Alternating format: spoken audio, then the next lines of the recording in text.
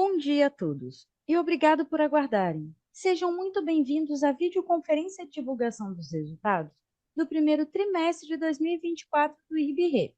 Destaco aqueles que precisarem de tradução simultânea, que temos essa ferramenta disponível na plataforma. Para acessar, basta clicar no botão Interpretation, através do ícone do globo na parte inferior da tela e escolher o seu idioma de preferência, português ou inglês. Para aqueles ouvindo a videoconferência em inglês, há a opção de mutar o áudio original em português, clicando em Mute Original Áudio.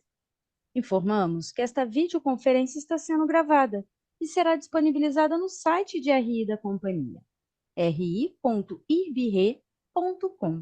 onde se encontra disponível o material completo da nossa divulgação de resultados.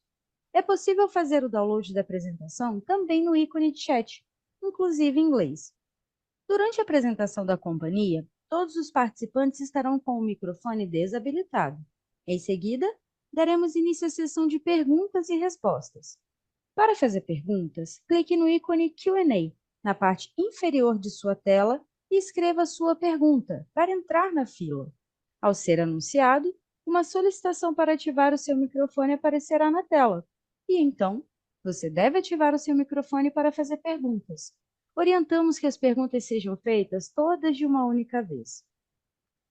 Ressaltamos que as informações contidas nesta apresentação e eventuais declarações que possam ser feitas durante a videoconferência, relativas às perspectivas de negócios, projeções e metas operacionais e financeiras do IRB-RE, constituem-se em crenças e premissas da administração da companhia, bem como informações atualmente disponíveis. Considerações futuras não são garantias de desempenho. Elas envolvem riscos, incertezas e premissas, pois se refere a eventos futuros e, portanto, depende de circunstâncias que podem ou não ocorrer. Investidores devem compreender que condições econômicas gerais, condições de mercado e outros fatores operacionais podem afetar o desempenho futuro do IRB-RE e conduzir a resultados que diferem materialmente daqueles expressos em tais considerações futuras. Hoje, contamos com as presenças dos executivos da companhia: o senhor Marcos Falcão, diretor-presidente, vice-presidente financeiro e diretor de Relações com Investidores da companhia; o senhor Daniel Castilho, vice-presidente de Resseguros; senhora Thais Petter, diretora de Controles Internos, Riscos e Conformidade; o senhor Paulo Vale, diretor-geral da IRB Asset, e o senhor Daniel Volpe, diretor de subscrição; o senhor Ronaldo Pinelli, diretor de contratos, e o senhor Lucas Melo, diretor de facultativos. Passarei a palavra ao senhor Marcos Falcão, presidente do IRB-RE, que iniciará agora a apresentação. Bom dia a todos e bem-vindos a mais uma apresentação de resultados do IRB-RE. Gostaria de começar prestando minha solidariedade a toda a população do Rio Grande do Sul e todos os gaúchos pelo Brasil e pelo mundo que continuam sofrendo com o impacto das enchentes. Pagar sinistro é a principal responsabilidade do mercado de seguros. E nós, nesse momento, estamos em contato com os nossos clientes e nos comprometemos a fazer análise e pagamentos o mais rápido possível. Também no último domingo, dia 12, nosso colega Vili Jordan, que estava de licença médica, veio a falecer. Infelizmente, ele não ganhou a luta contra a doença. E nós todos vimos como ele lutou. Grande sofrimento. Ele agora descansou e a gente está dando aqui o nosso abraço a todos os amigos do Vili, do mercado, toda a família do Vili e seus entes queridos. Tá? Hoje, conosco, vocês vão conhecer 3 novos diretores que se reportam ao Castilho, para falar da operação da companhia. Isso é a nossa intenção de trazer o negócio mais perto de vocês. Tá? Então, vocês vão conhecer o Lucas Melo, o Ronaldo Pinelli e o Daniel Volpe. Tá? Voltando para a apresentação, nesse primeiro slide, a gente vê que no primeiro trimestre de 2024 teve uma grande evolução, né, naquela linha que a gente vem dizendo desde o ano passado. Né? Tivemos um lucro no IFRS 4 lembrando que a metodologia que a SUSEP usa e nós usamos para administrar a companhia, teve um lucro líquido de 79 milhões nesse primeiro trimestre, apresentando um índice de sinistralidade de 58% e tendo um combinado de 99%. Então, nós melhoramos esses 3 indicadores, comparando com o primeiro trimestre de 2023.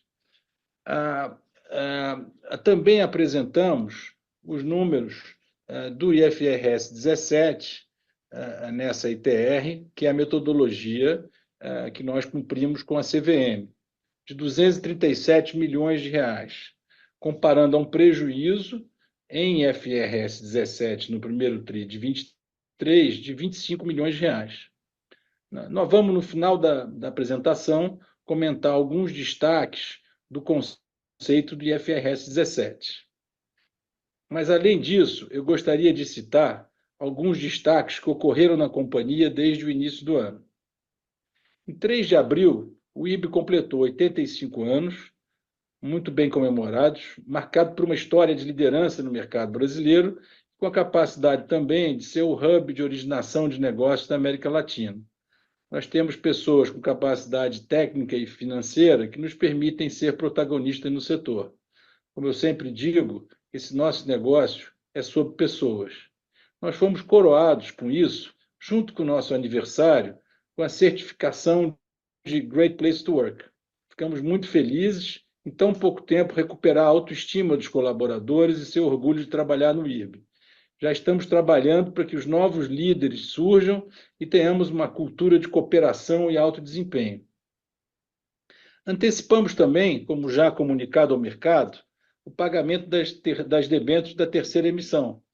Elas tinham garantia dos precatórios, então nós pagamos as debêntures e recebemos os precatórios.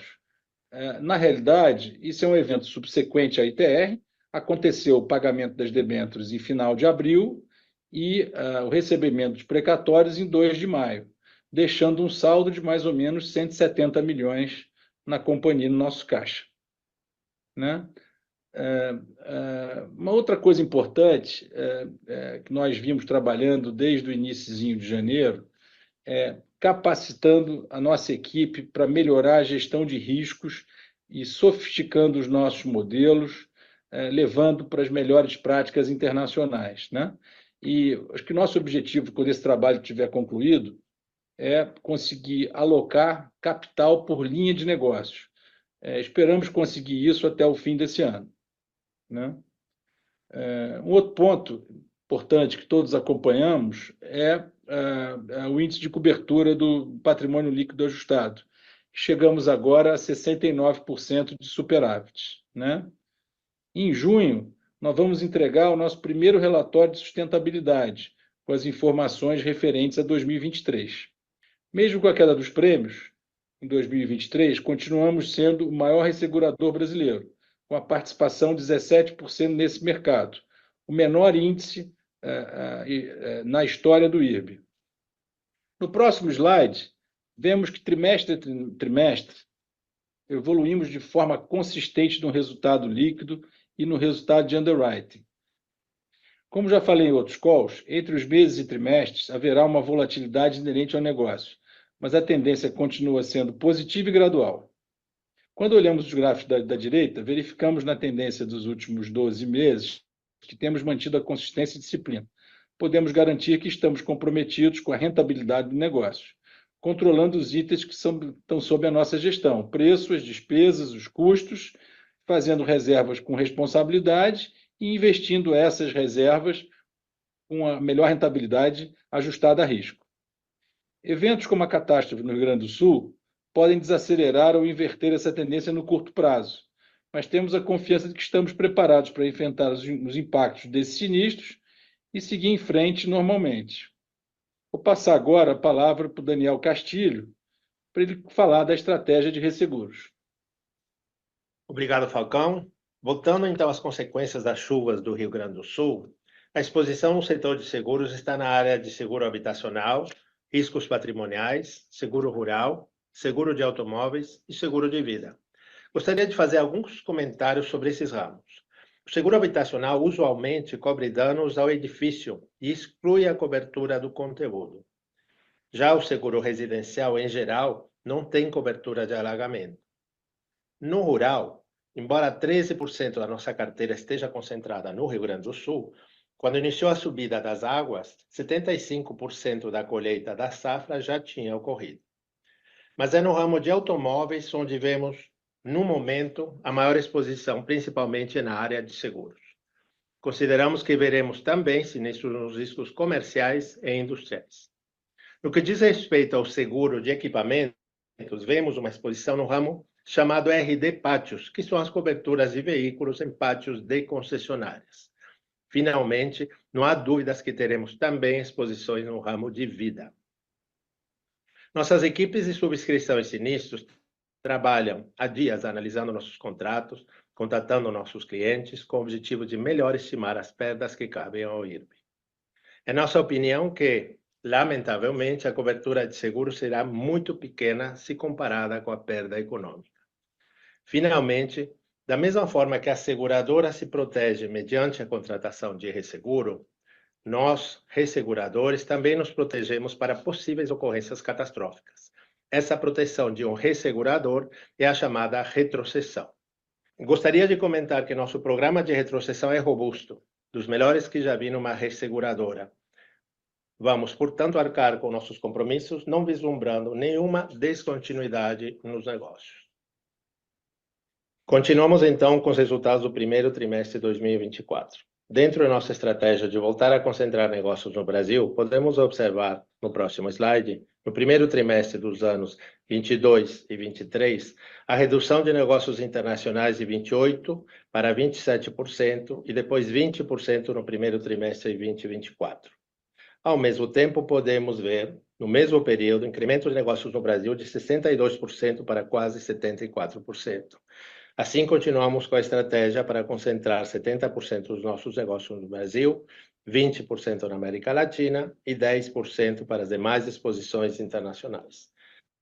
Notem que nosso percentual de prêmios na América Latina é muito baixo, uma vez que as renovações desses negócios só vão ocorrer no terceiro trimestre, já que a maior parte dos clientes latino-americanos renovam seus negócios em 1º de julho.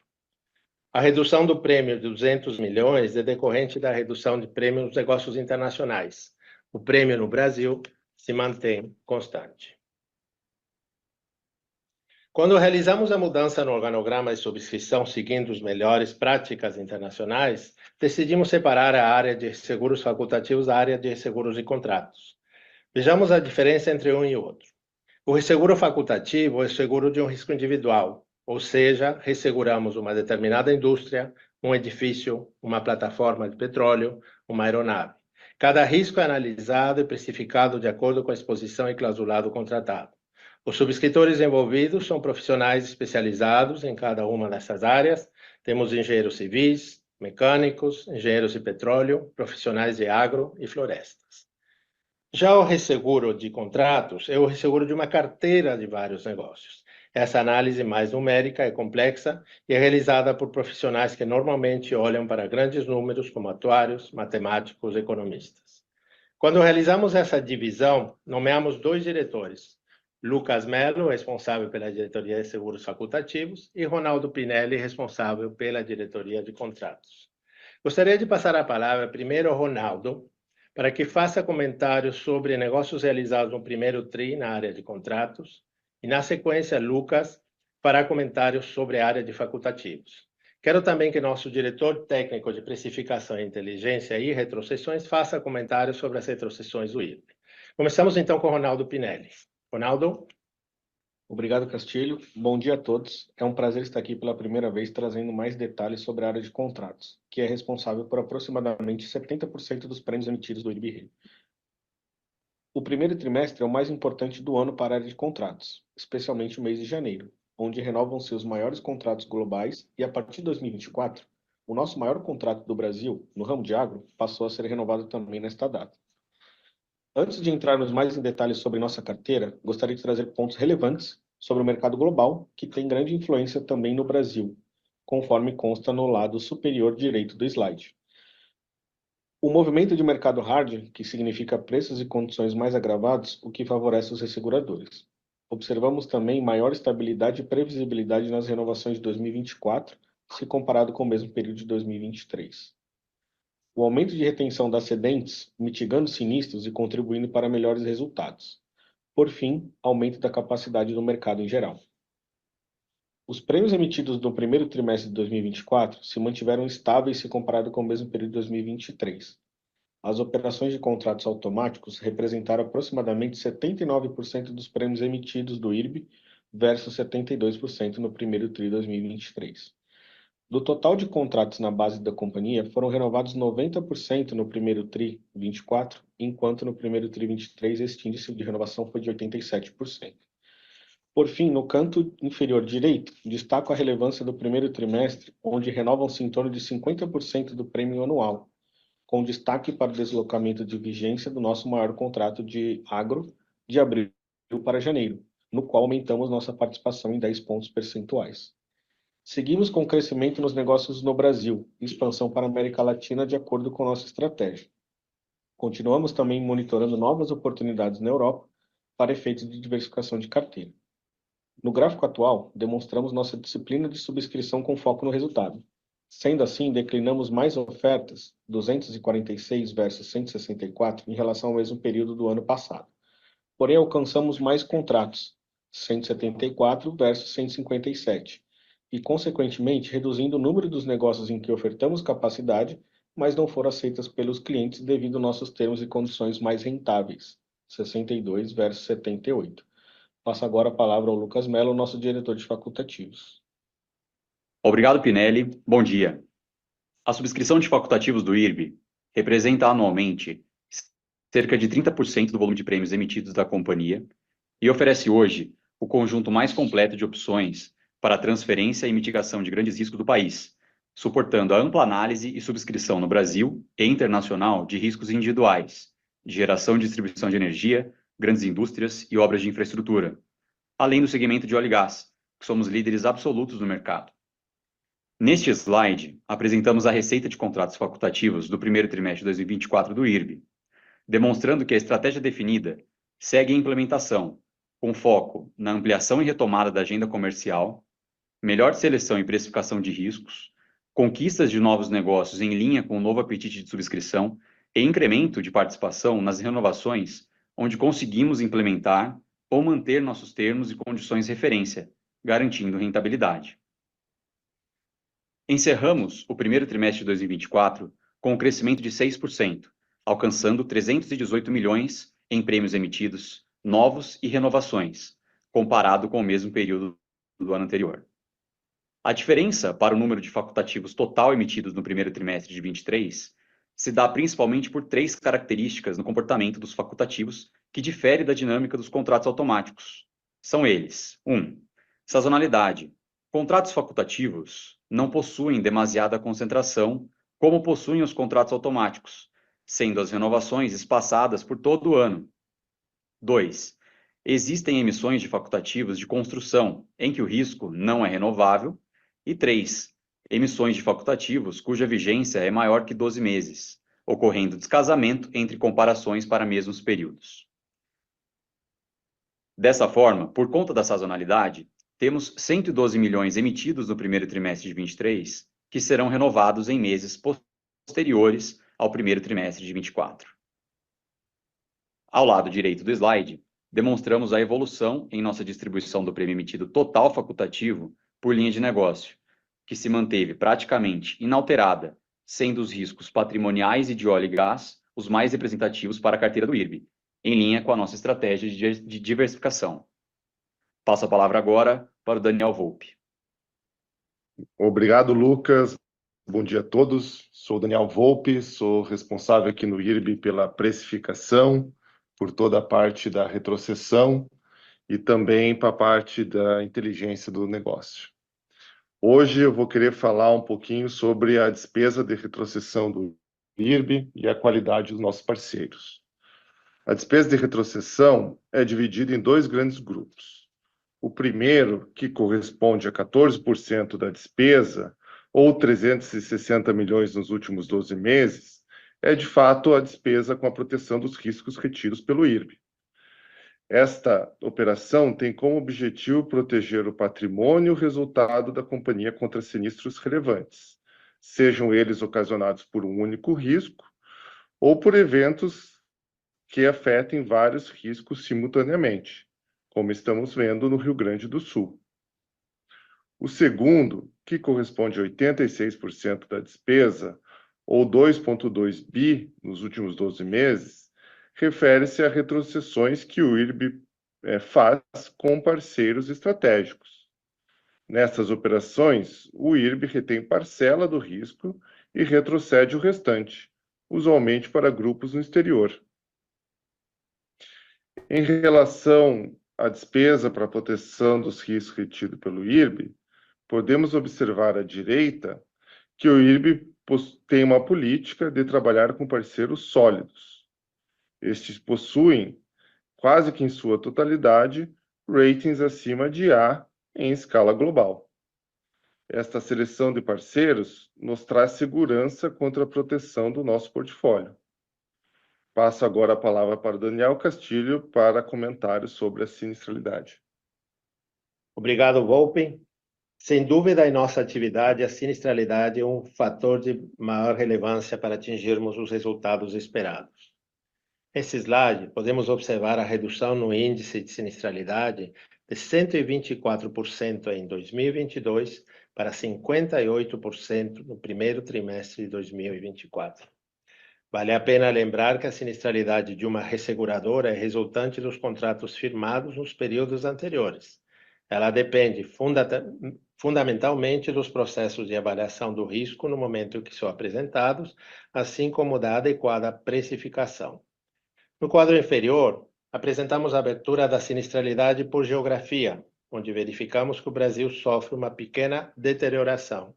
Já a sinistralidade no exterior se reduz em 33 pontos percentuais.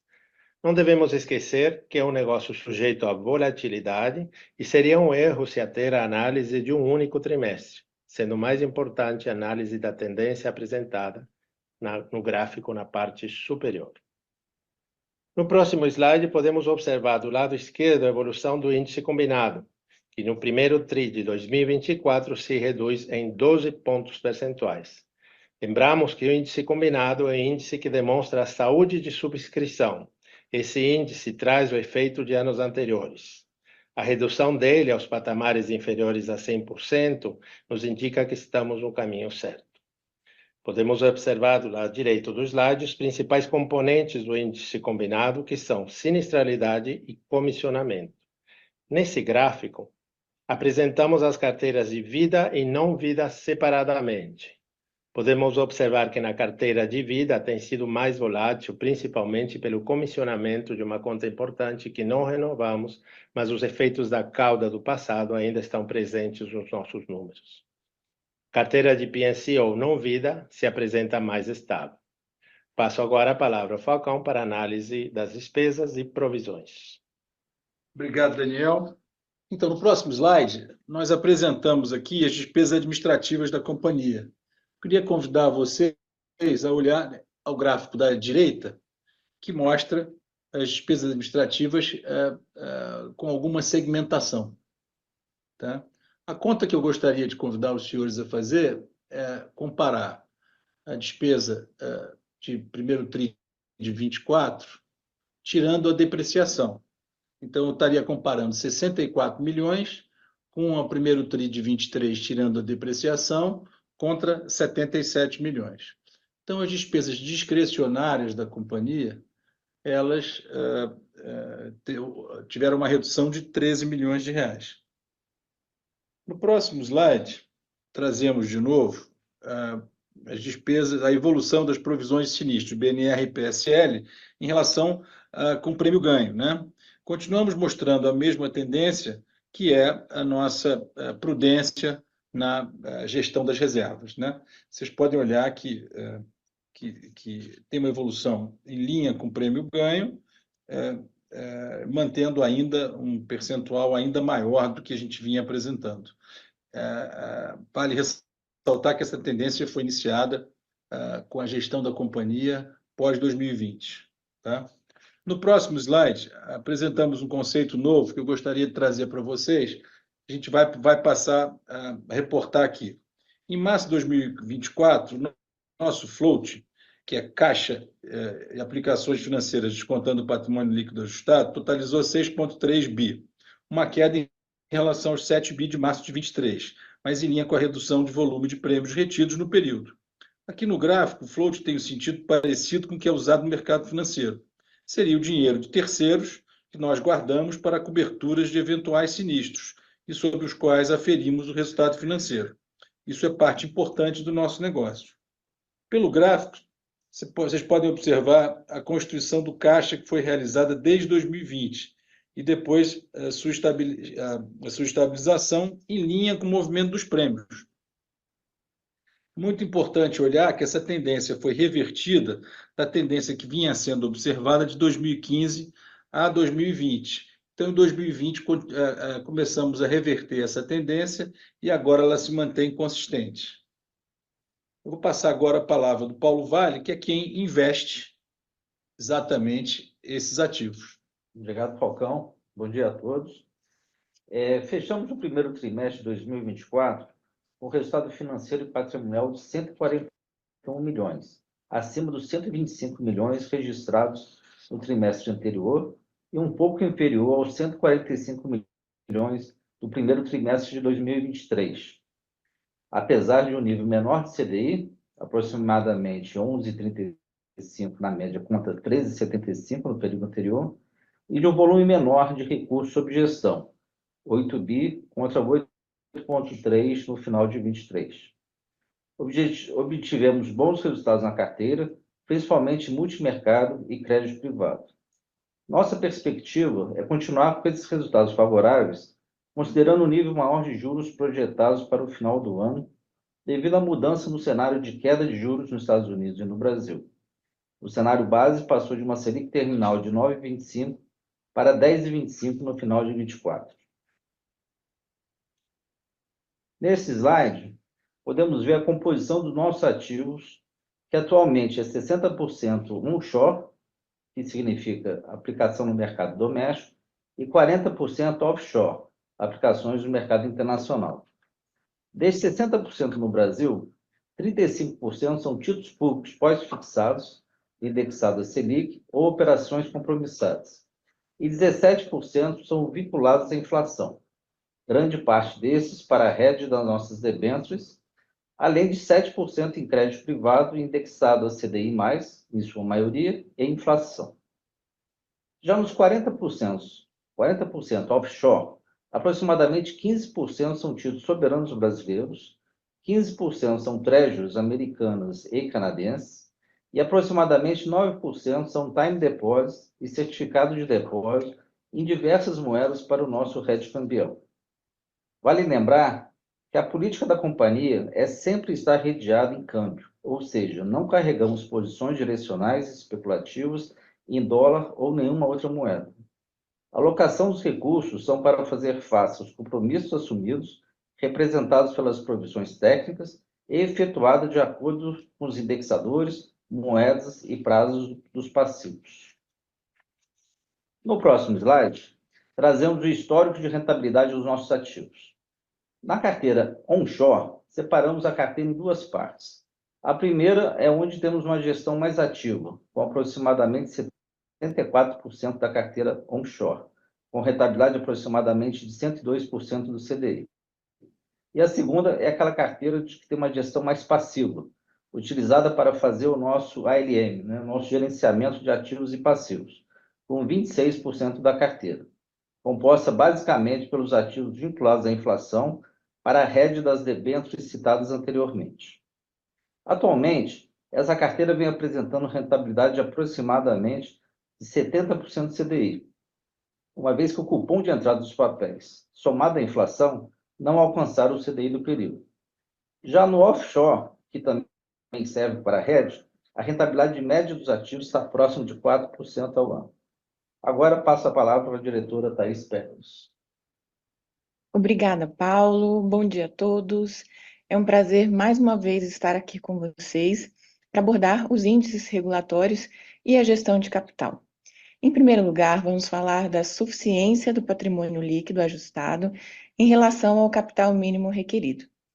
Conforme o gráfico superior esquerdo, verificamos que o indicador atingiu 697 milhões, uma elevação de 30,5% em relação ao registrado no fim do ano passado. Esse efeito significa uma suficiência de 169%. Tal resultado se deve principalmente à queda do capital mínimo requerido. A redução do requerimento de capital na comparação anual, ou seja, primeiro trimestre 23 contra primeiro trimestre 24, totalizou 572 milhões. Essa queda se concentrou no requerimento de capital de risco de subscrição, em especial em função da diminuição dos sinistros retidos do rural e da nossa exposição internacional. As demais parcelas do requerimento de capital permanecem estáveis no período. No próximo slide, evidenciamos o segundo indicador regulatório, que avalia o montante de ativos qualificados pela SUSEP para fazer frente aos nossos compromissos atuariais. O indicador de cobertura de provisões técnicas encerrou o primeiro TRI de 24 com suficiência de 370 milhões. A queda no indicador em relação ao trimestre anterior foi, principalmente, em função da movimentação do fluxo de caixa, característica do primeiro TRI, e que acaba se refletindo sobre o ativo garantidor. Olhando para frente, o recebimento dos precatórios, já mencionado aqui no início da apresentação pelo Falcão, impacta positivamente o indicador. Agora eu passo a palavra para o Falcão, que vai falar do resultado, considerando o padrão contábil do IFRS 17. Obrigado, Thaís. Voltamos nesse slide a comentar sobre o resultado em IFRS 17. Nessa metodologia, no primeiro trimestre, alcançamos um lucro líquido de 237 milhões, comparado ao prejuízo de 25 milhões no mesmo trimestre de 2023. Os principais efeitos foram a queda da sinistralidade, a queda da receita de resseguros devido ao menor volume de prêmio emitido e o aumento do resultado financeiro de resseguro, que não é o resultado de investimentos. Lembrando que no IFRS 17, o resultado financeiro de resseguro é o resultado financeiro das contas operacionais e não das contas de investimento. Então, tivemos um aumento desse resultado financeiro de resseguros pela variação das taxas de desconto, pelo alongamento da curva de pagamento dos sinistros já provisionados, né? Então, quando se alonga a curva de pagamentos de sinistro, a gente tem mais resultado financeiro na operação. É assim que é feito nessa metodologia. Mas eu reitero também que a gestão da empresa continua sendo com base da metodologia IFRS 4, que é a metodologia adotada pela SUSEP. Tá? No próximo slide, para finalizar a nossa apresentação, eu gostaria de fazer alguns comentários, e o primeiro deles é sobre o gap de proteção. Eu acho que esse evento do Rio Grande do Sul vai ser um evento de muita reflexão, que, infelizmente, no Brasil, a sociedade brasileira está muito desprotegida. Todos nós temos que refletir sobre isso. O mercado de seguros tem que crescer muito, tem que proteger a sociedade, e eu estou curioso, mas muito preocupado, que as perdas econômicas no Rio Grande do Sul vão ser significativas e o percentual das perdas protegidas vão ser insignificantes ao mercado. Então, o que a gente constata? O mercado de seguros não está protegendo a sociedade. Nós temos que nos juntar ao nosso órgão regulador, às nossas autoridades, ao nosso mercado, a todo mundo, e passar a pensar a cultura de seguros para proteger a nossa sociedade.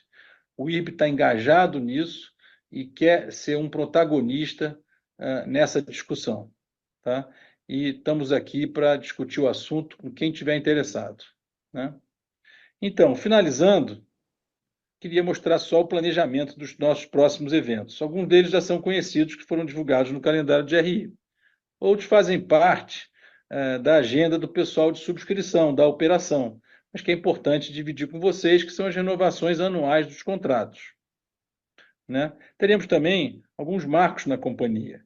Vamos continuar com o treinamento de alto desempenho para um novo grupo de 120 colaboradores, dando continuidade ao compromisso que a gente fez no ano passado com a carta diretriz com o desenvolvimento do nosso pessoal.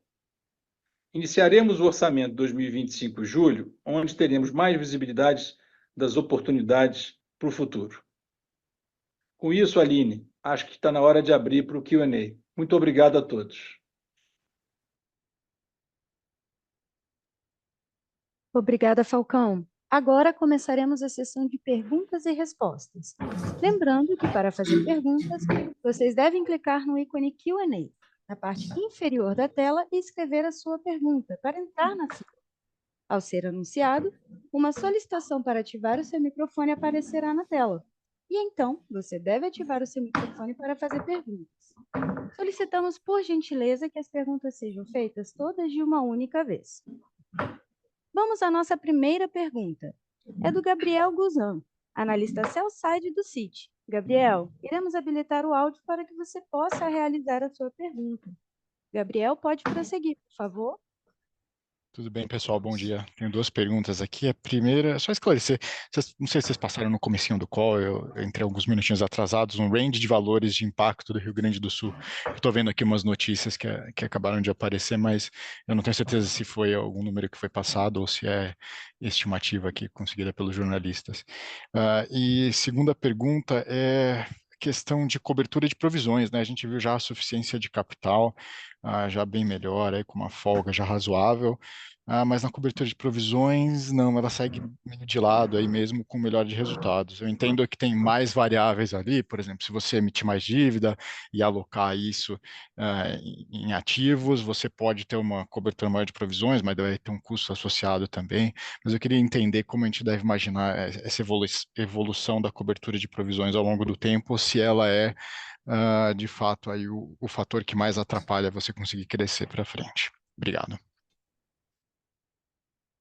Gabriel, bom dia, o Falcão, tudo bem? Gabriel, obrigado pela tua pergunta. Em termos do impacto do Rio Grande do Sul, nós estamos ainda com muito pouca informação, né, dado o evento é muito recente, né, a gente não tem nenhum aviso de sinistro ainda, e a gente está muito bem protegido pelas retrocessões e estamos muito bem reservados. Então, a gente fez alguns cenários aqui dentro, nós estamos trabalhando internamente com uma faixa entre líquido de reservas e retro, entre 80 e 160 milhões. Eu acho que a gente vai atualizando esse número, acho que esse número é um número que vai acontecer ao longo do tempo, né? Normalmente, esses sinistros catastróficos eles vêm ao longo do tempo, não é uma coisa que acontece no dia seguinte, e a gente vai acompanhando esse número e refinando ele, e, obviamente, essa faixa está muito, muito larga, então a gente tem que ter uma faixa um pouco mais estreita, conforme as informações vão vindo.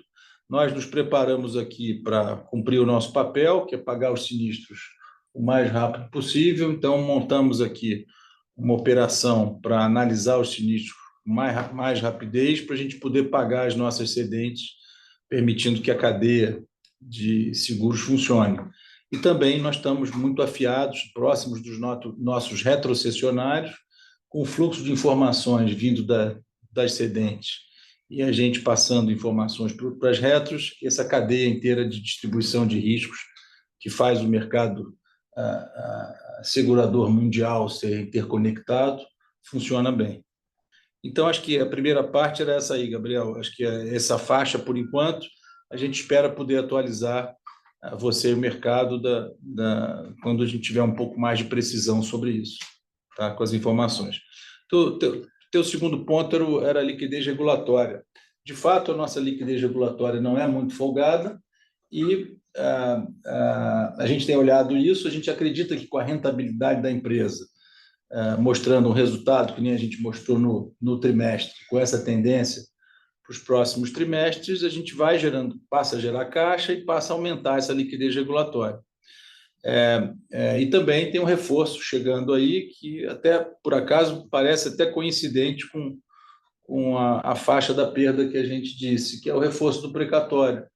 O impacto do precatório que a gente já anunciou é um evento subsequente. A gente já comunicou ao mercado que nós pagamos as debêntures da terceira emissão em final de abril, não está nesses números, que esse número é do primeiro trimestre só, e recebemos os precatórios dia 2 de maio. Dá mais ou menos uma diferença de 180 milhões de reais. Isso vai entrar no caixa e vai ser somado ao número de liquidez regulatória.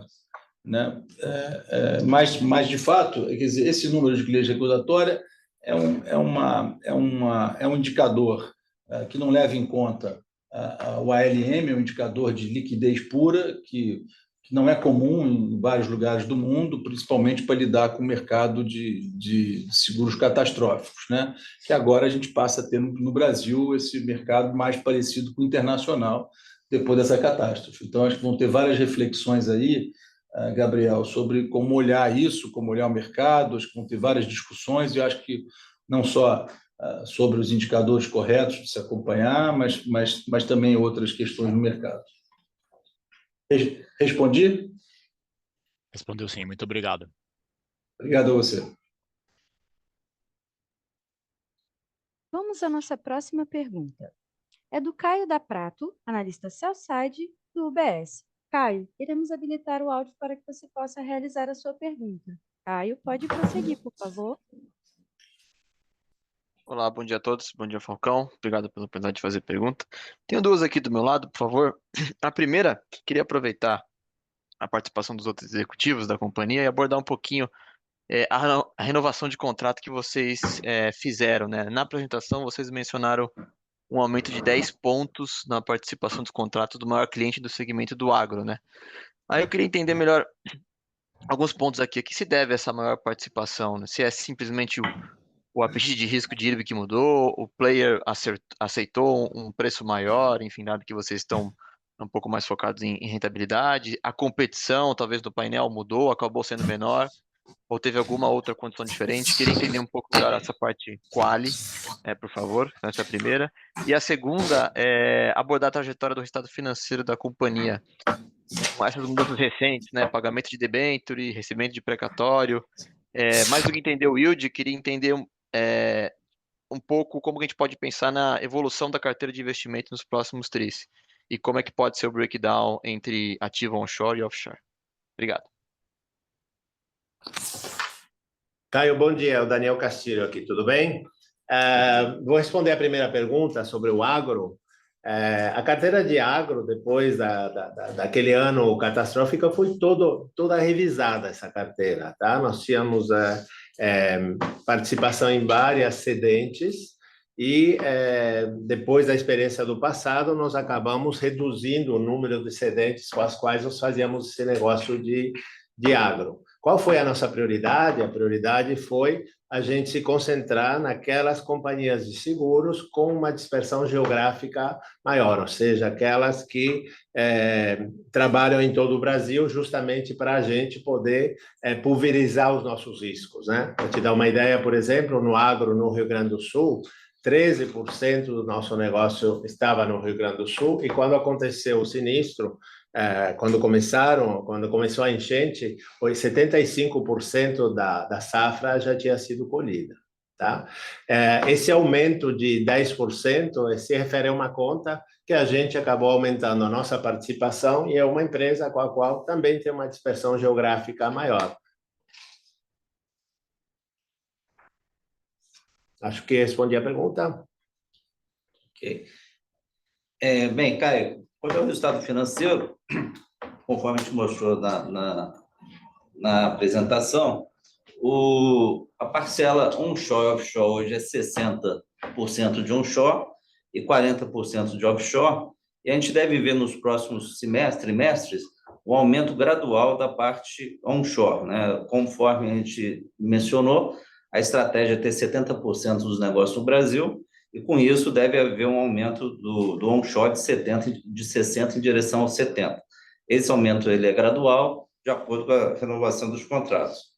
Quanto à rentabilidade da carteira, a gente vem com uma carteira bastante conservadora, né? Ela é sempre pautada no nosso LM, a gente considera que o hedge da carteira cambial, as moedas, né? Os prazos dos passivos, os indexadores, e o que a gente vem buscando é uma otimização da carteira com aumento de créditos privados e também quando permite um alongamento natural da carteira.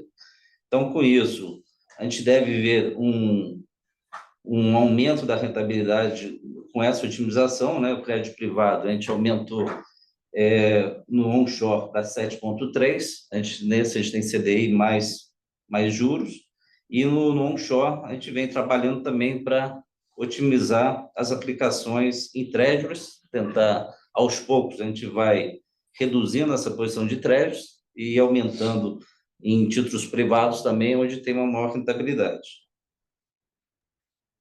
Tá legal, tá claro. Obrigado, Castilho e Paulo.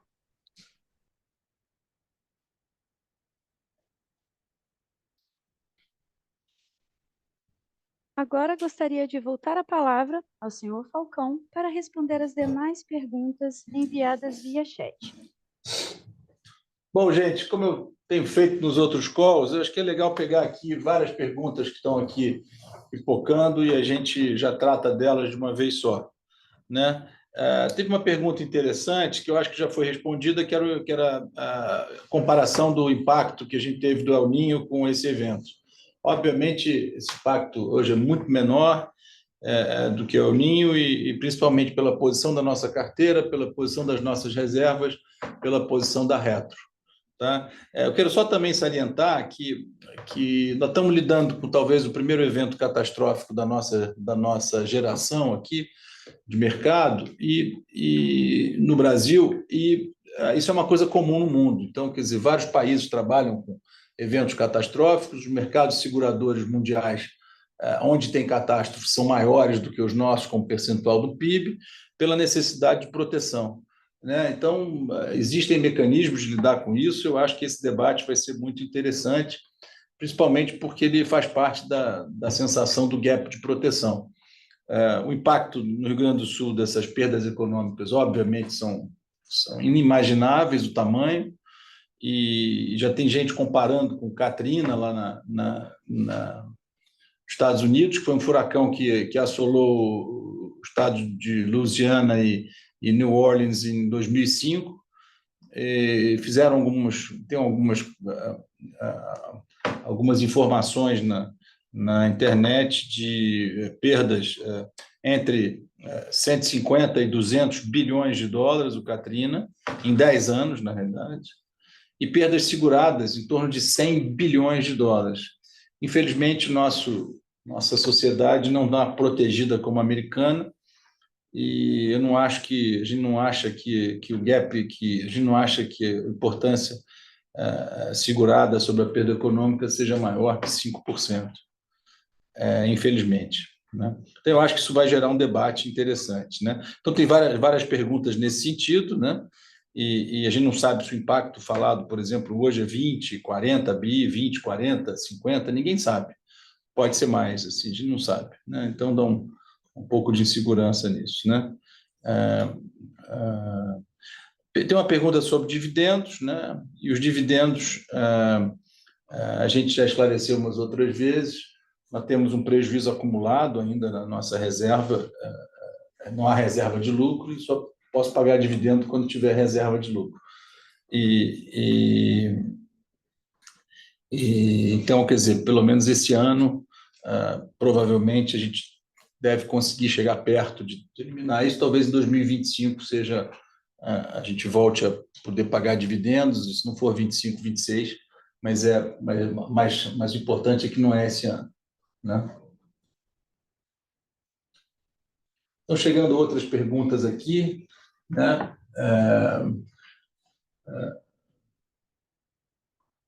A gente acha que tem uma pergunta aqui sobre o ano de 2024, o ano de 2025. A gente acha que esse ano é o ano do fim do turnaround. A gente acha que até o ano que vem o IRB vai estar já sem impactos do passado, do legado, e a gente vai estar num patamar ainda superior a esse. Eu acho que a gente teve um enorme crescimento de lucros de 2023 para 2024, vai ser muito interessante olhar o segundo TRI, e a gente vai ter essa conversa no meados de agosto. Eu acho que assim a gente vai ter uma visão dos primeiros 6 meses e a gente vai começar a poder falar realmente qual é a normalização dos resultados em 2025. Né? Eu acho que isso é importante.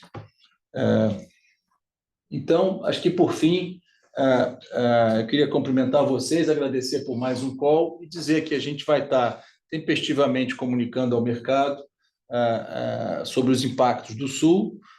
Como eu disse aqui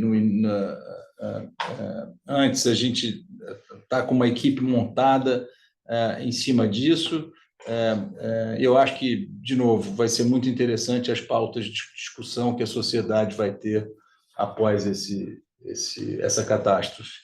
E, de novo, a gente presta a nossa solidariedade, a gente estima que acabe logo isso, que as pessoas possam voltar à normalidade, que não tenham mais fatalidades e que tudo se normalize. Tá? Então, desejo um bom dia a todos e muito obrigado. Encerramos a videoconferência de resultados referente ao primeiro trimestre de 2024 do IBRE. O Departamento de Relações com Investidores está à disposição para responder as demais dúvidas e questões. Muito obrigado aos participantes e tenham um bom dia.